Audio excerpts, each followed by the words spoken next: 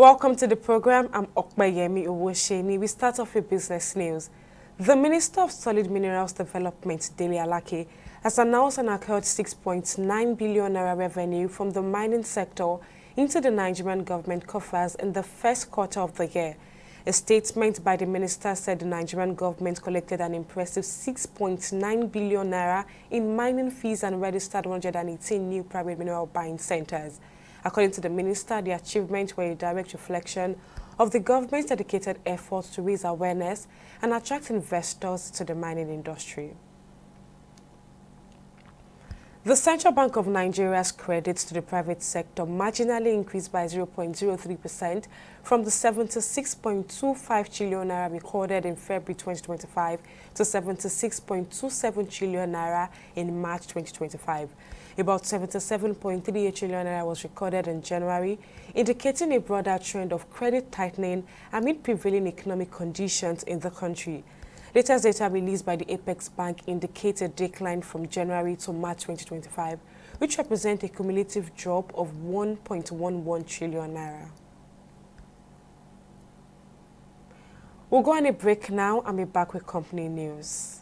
Corruption not in my country.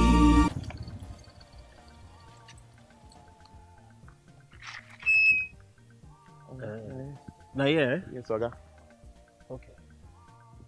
Where I go come find 300 naira change? I better try look for change now. When they do business. Hey, Timmy. Ade, bro. I be. I beg, give me 200 naira. Make I take sort out this guy. If let's say no get change. Take it, give us. I said 200. Give her 100 naira. Yeah. Okay, I agreed to pay 200. How much you think they carry people from that place we carry the chair? Okay. What they touch me? Now 100 naira. He agreed to pay. Because that was what you said was the fair. Why you not go pay you? Why you they extort your customer? You see this corruption, what would they hear for news? They see for people everywhere. Now be this so. This is corruption. Not in our country. Corruption not in my country. Stop corruption now.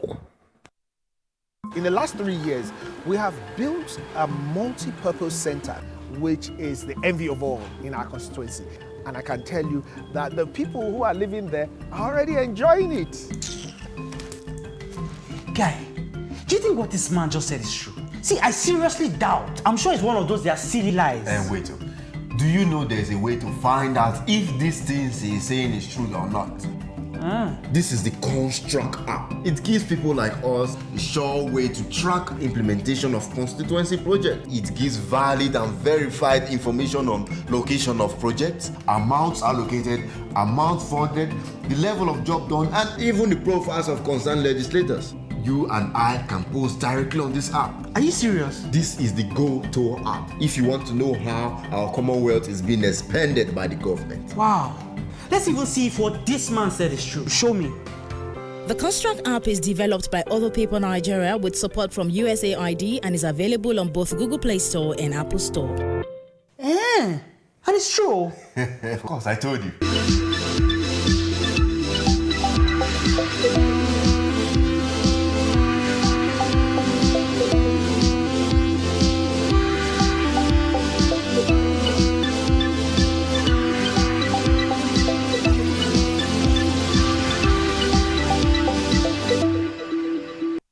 Welcome back. Nigerian breweries has returned to profitability, bringing respite to the biggest beer maker in Africa's most populous nation after 2 years of FX-induced losses dealt a blow to the company's earnings. The Lagos-based firm declared a net profit of 44.6 billion naira in its 2025 unaudited first quarter results, a 186% rise from the 552.1 billion naira loss recorded in the same period of 2024. Now, the recent stability of the naira against the United States dollar saw a sharp drop in FX-induced losses as it fell to 178 million naira in the first 3 months to March when compared to 72.9 billion naira in the corresponding period of 2024. And the NGX Regulation Limited has sanctioned Aldin MC PLC for insider dealing in shares during close period. A closed period in the context of financial market refers to a specific time frame when trading of a company's stock or other securities is restricted particularly for insiders and their connected persons. The NGX regulation, in a letter to Alden dated April 16, 2025, said the company breached the provisions of Rule 117.18 period of closure.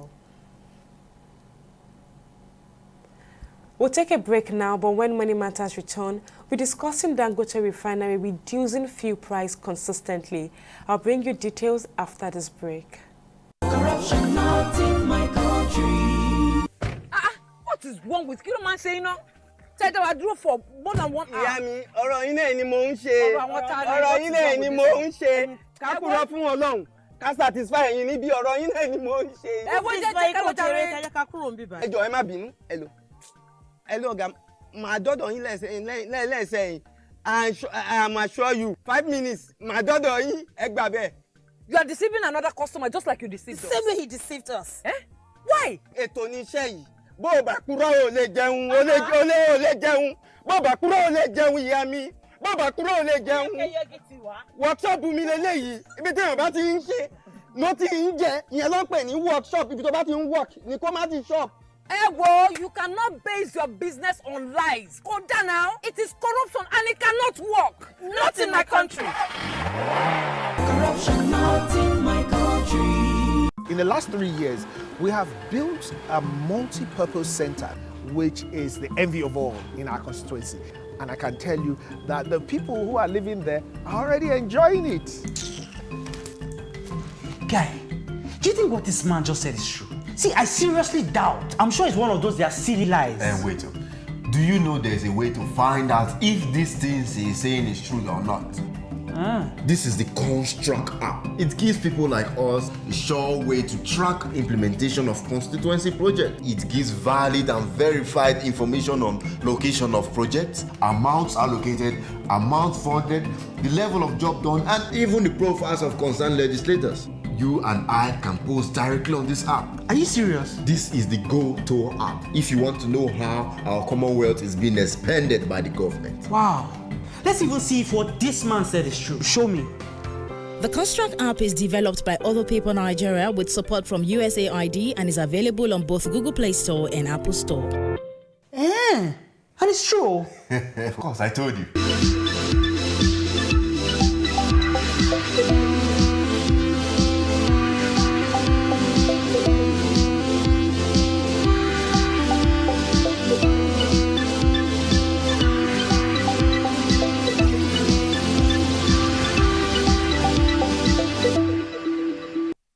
Welcome back. The Dangote Refinery has further slashed the ex-depot price of premium motor spirits, popularly known as petrol, to 835 naira, its second price reduction in less than a week. Now, this latest adjustment marks a 30 naira drop from the previous rate of 865 naira per litre, set 6 days ago, and a total reduction of 45 naira from the earlier price of 880 naira per litre recorded. Now, in a statement issued by the Chief Branding and Communications Officer of Dangote Group, Anthony Chijena, the revised pricing will take effect across all partner retail outlets. The Dangote Refinery, with its 650,000 barrels per day capacity, is Africa's largest and one of the most strategic infrastructure investments in Nigeria's energy sector. Now, by refining locally and gradually replacing import, the facility has the potential to stabilize fuel supply, reduce forex pressure, and lower fuel prices for Nigerian consumers in the long term. Now, earlier in April 2025, the Nigerian government maintained its commitment to the crude and refined product sales in Naira initiative, describing that it is important to alleviate the country's foreign exchange pressures and ensuring long-term energy security. Now, let's discuss the implications of this and find out what is driving this constant reduction that we've seen so far. Energy analyst Ayodele Oni now joins me on the program. Thank you for joining me on the program, Mr. Oni. Now, is it from a technical or market perspective, what do you think is likely driving these price reductions at the Dangote Refinery? Is it purely a response to lower crude prices or something more strategic? Primarily, it's lower crude prices. If your cost is reduced, you generally want to pass that on. But that's together with competition. A number of people are still importing finished products, and he wants to remain competitive. I think it could also be a trade war of sort, or fighting over consumers. Recall that for midstream and downstream energy products, margins are not necessarily huge, so you'd have to rely a lot on volumes. So it's a volumes game. It's also a reflection of the dropping international crude prices, and I also think there may be some price war of some sort, such that everyone wants to remain a market leader and wants to fight for market share. I think those are reasons I can immediately adduce for the change in the price, the downward review of those prices. Because no one's going to sell at a loss. I mean, if you want to sell at a loss, it will be for a short period because there's a price war and you want to get your competitors out of the market and then take the prices back up. So it's one of those 3 or 4 reasons. One or more of those reasons. Well, Search has revealed that some retail markets has not yet reflected these ex-depot price reductions. Now, what bottlenecks exist between the depot and filling stations? I think the issue generally is likely to be the fact that some of them have old stock. If you bought old stock higher, you may not immediately change pricing. 1, 2, remember that the equalization fund does not exist anymore. So the further you are away from source, the more expensive, because you have to take into consideration haulage and other logistics. So it may be cheaper in places like Lagos, in certain places, but further down the north and further down away from where your source and the hinterland is more expensive. So it's a function of that too, a function of having old stock, a function of the distance from the depot or the distance from your source, the more expensive. And there's no equalization fund like what we used to have prior to the PIA, where you had an equalization fund to ensure that prices were the same everywhere, right? When government still largely regulated. But with market, we did be market driven. All your costs of into the burner tip will be taken into consideration. And no one wants to do business at a loss, right? Like I stated before. So I think that those are the reasons for what we currently see. Now, given the scale of Dangote refinery, do you think this could be the beginning of more competitive pricing in the local fuel market, seeing that NNPC has also reduced its own price as well? Oh, absolutely. Absolutely. I see that the current administration is quite for the market, right? Private sector participation, market-driven policies, and market. The market usually deals with demand and supply, right? The more demand compared to supply, the higher the prices go. The more the supply compared to demand, the lower prices go. And the more people you have providing a particular service, particularly where it's a homogeneous product, then you'd have competition and prices should go down, unless, of course, the source of the least most efficient cost of production is where pricing starts. So if the base cost is 80 naira per liter, then you need to start pricing from 8 naira plus X. So you will then begin to see people trying to look for cheaper sources so that they can drive down the price. So I think it's a good thing, to be honest. I think it's a very good thing, having removed subsidy, that there's competition, and because of the scale, they can produce more. And economics of scale is always a thing in energy, whether it's power, oil, and gas. The more you can produce, the more you can reduce your cost, per that liter, right? Per unit price. So that's a good one, and it does make sense. Compared to a number of modular refineries, unless you have that catalytic converter, cannot move from naphtha to PMS, right? And a number of them are already putting in that investment. Like I very well know, Aradel is already putting in that investment, because I did provide some advisory around that. So Aradel is already doing that. So a number of other refiners that are modular may begin to consider expanding and consider even a catalytic converter to ensure that they can move to PMS. and maybe they can sell and be able to be more competitive. And because some of them have brought upstream assets and refineries like Aradel, like Walter Smith, and a number of those companies, then they can integrate and they can play around pricing and be more competitive. And I understand Boatu is building a refinery with a reasonably large capacity. All of those together can help ensure that the prices are more reasonable. As long as the international crude oil prices don't go up, or the price at which they get crude in Nigeria, if the crude arrangement is reasonable or does not increase. Because if it does increase, then it will affect the ultimate price.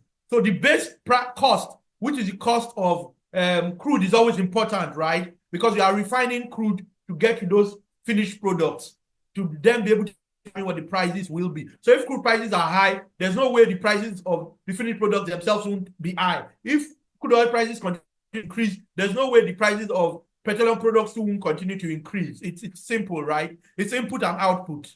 Now, how do you think this consistent price drop affects fuel importers and the broader energy supply chain in Nigeria?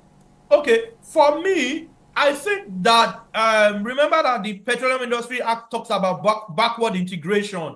So we should get to a point where people import at their own risk. Because if prices are cheap and the petroleum products are high quality, why import? At some point, there'd be no, the law requires that there will be no import unless we cannot sufficiently produce for our own use. That's when people can then import. So I guess at some point, people need to begin to rethink their business model around whether they should really import.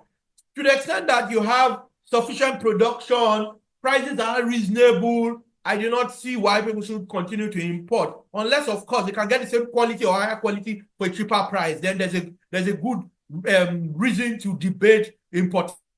You know, that's the way I see it personally. Now, do you foresee the strategy having any ripple effect on diesel or aviation fuel prices as well? Oh, yes, because remember that all of them are petroleum products. It's just the point at refinery that you have those items, right? Moving from one to the other, right? From the heavier to lighter to the heavier, or heavier to the lighter petroleum product. So it would be across the value chain, across the petroleum products items, from your NAFTA to your AGO to your DPK to your PMS, across all of those, because the analysis is the same thing. It's just maybe some have more demand than the others. So I think across all of them, it should be prices should drop. It should be more reasonable. It should be to our own advantage as end users, as the burner tip. Now, just before I let you go, Mr. Oni, how crucial is it for Nigeria to ensure transparency in pricing mechanism between refiners, marketers, and the final consumers? To be honest, I'm not one for regulating products such as petroleum products. Personally, I'm not one for regulating those products. I'm one, yes, transparency maybe as far as the government-owned energy company, NNPCL, and its subsidiary, particularly its downstream subsidiary, is concerned. But when it comes to those products, the market would adjust. The market would determine. You know, when someone sells at a particular price, someone else will sell lower, and then there's competition. I don't think government should begin to regulate those prices. I don't think so. Unless, of course, there's a cartel and then government needs to step in. Yeah, you still have your regulator, but I do not think government should determine pricing. The market will determine that, one. But with respect to transparency, I think the NNPCL, as government-owned, as owned by Nigerians, held on behalf of the government, I think it's the Ministry of Finance Incorporated and the Ministry of Incorporated, according to the PIA, there should be that transparency around pricing and all of that to we, the owners, in quote. But for private enterprise, I think that you don't want to go that far, in my view. I would rather under-regulate than over-regulate to attract business and investment in that segment of the market. Energy analyst Ayodele Oni, many thanks for lending your thoughts on the program. And that's it on this episode of the program. Many thanks for joining us. I'm Okmayemi Owoshini. See you next time.